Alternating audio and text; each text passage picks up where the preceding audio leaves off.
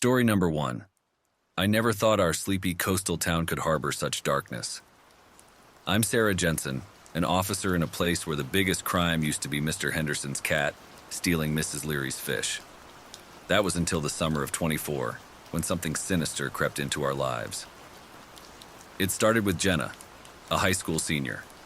She came to the station trembling, her voice a mere whisper, saying she felt like someone was watching her for days. We brushed it off as teenage jitters. But then, it happened. She was grabbed on her way home from the library. Jenna fought like hell and escaped, but she was deeply shaken. No one saw the assailant. No one heard anything. It was like a shadow had swooped down and vanished. Weeks passed, and more reports came.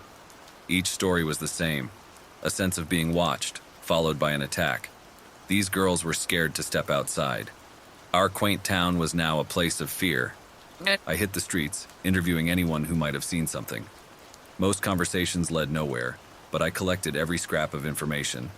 I spent nights poring over surveillance footage, searching for a pattern, a clue, anything. The attacker was careful, never showing his face, always just out of the camera's reach. Then came Lily's case. She was different, smart, cautious. She'd felt the eyes on her and changed her routine, never walking the same path twice. But still, he found her. Lily fought bravely, screaming and kicking until he ran off. She was the first to see him, a fleeting glimpse. Tall, thin, with a limp in his step. The town was in an uproar. Parents kept their kids indoors and the streets grew quiet as the sun set. I felt the weight of their fear and frustration. I had to catch this guy. I developed a theory. The assailant was someone local, someone who knew our routines, our streets. He was toying with us, enjoying the fear he instilled. But why? What was his endgame? I dove back into the footage, watching the backgrounds, the edges of frames, looking for someone who didn't fit, someone who was there too often. And there he was, a shadow in the background of several clips, always at a distance, always watching. My heart raced as I followed his movements through the tapes. He was clever, using different routes, never appearing twice in the same area. But the limp, it was always there. A clue so small, yet so vital. I enlisted the help of my partner, Officer Daniels. Together, we mapped out his possible routes, his vantage points.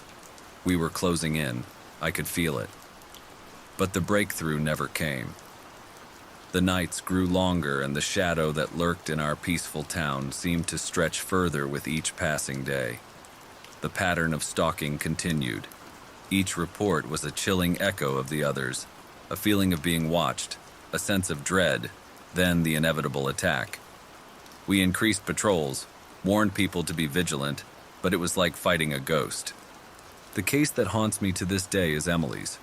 She was a college student back for the summer, full of life and laughter. I remember talking to her at the diner, assuring her we were doing all we could.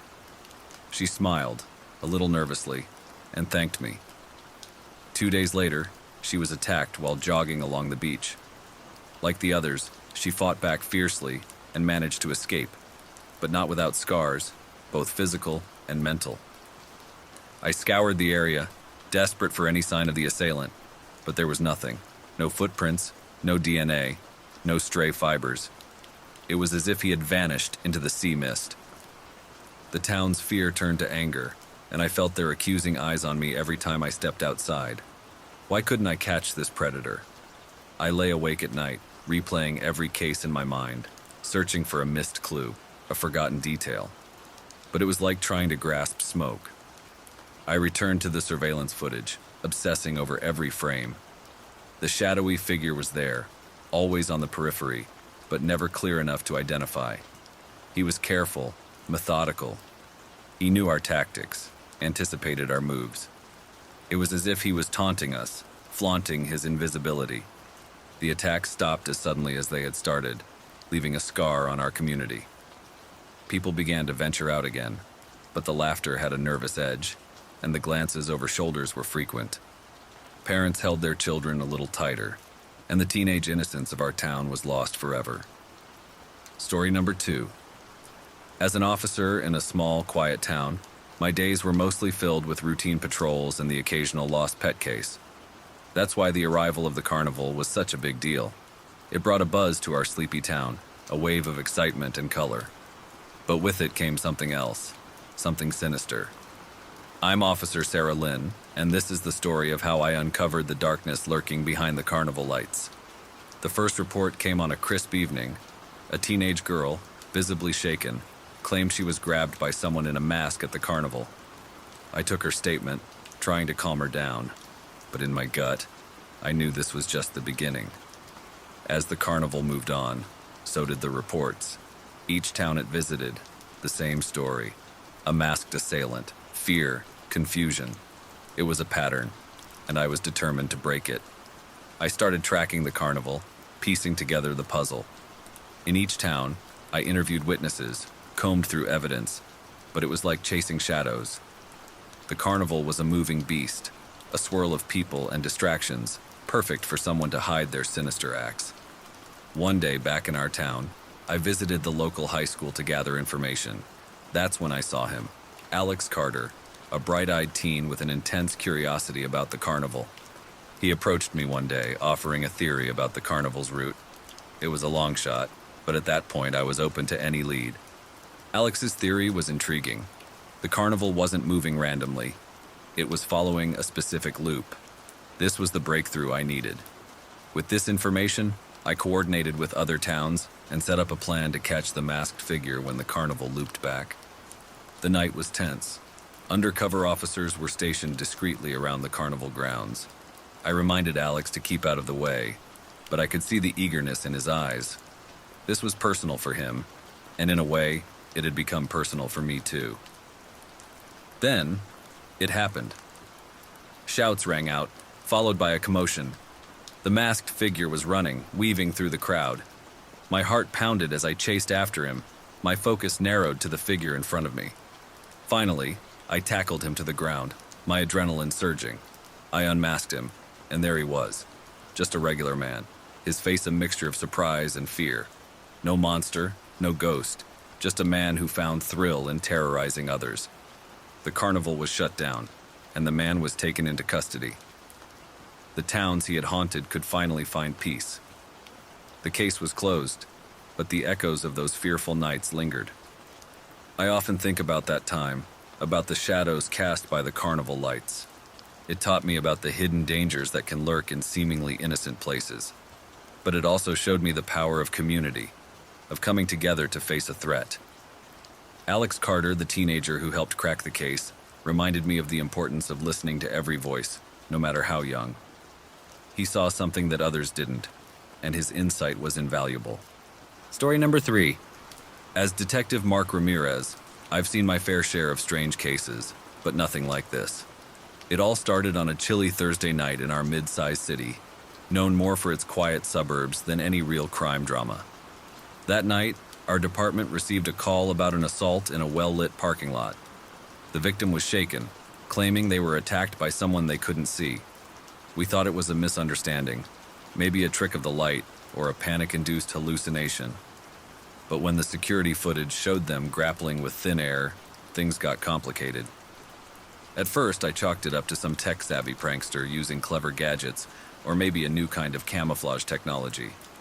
But then more reports came in, all eerily similar. Victims attacked out of nowhere, security cameras capturing nothing but their solo struggles against an unseen force. I couldn't deny it.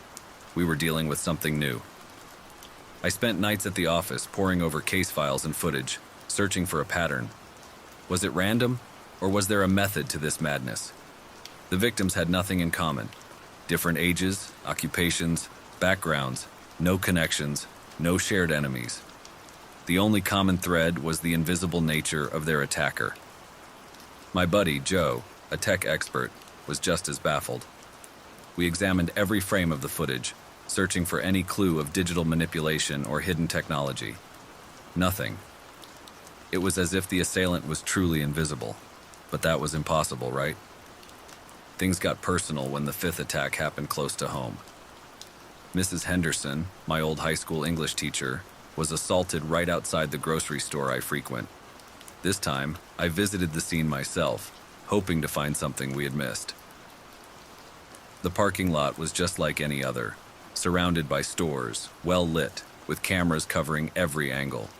Yet here too, the cameras had captured only Mrs. Henderson, fighting off an unseen attacker. I consulted psychologists, wondering if there was a mass hallucination at play, or some kind of hypnosis. But the physical injuries were real, bruises and cuts that couldn't be self-inflicted. The psychologists were just as perplexed as I was. Sleepless nights turned into restless days. The case consumed me. I needed to catch this, whatever it was. Invisible man, tech genius, hypnotist. It didn't matter. I had to stop them before they struck again. It was during one of those sleepless nights, staring at the ceiling, that a thought struck me. What if the attacker wasn't invisible, but simply not there physically? Remote-controlled technology, perhaps? But how? And why? What was the purpose behind these random assaults? I met with Joe again, discussing the possibility of some advanced remote technology. Drones, maybe? But the attacks were too physical, too direct. Then Joe mentioned something about experimental military tech, devices that could mimic physical force from a distance. It was a long shot, but it was the only lead we had. We dove into the world of experimental tech, seeking anything that could explain the assaults. I contacted military acquaintances, scoured tech forums, even attended a few underground tech shows. Nothing. Then, during one of my many late-night shifts, another report came in. Another attack, but this time with a twist. The victim had managed to grab something off their attacker. It was a small device, unlike anything we'd seen before. Joe examined it, his eyes widening in recognition. It was a prototype haptic feedback device used in advanced VR systems to simulate physical touch without direct contact. The puzzle pieces started to fit together.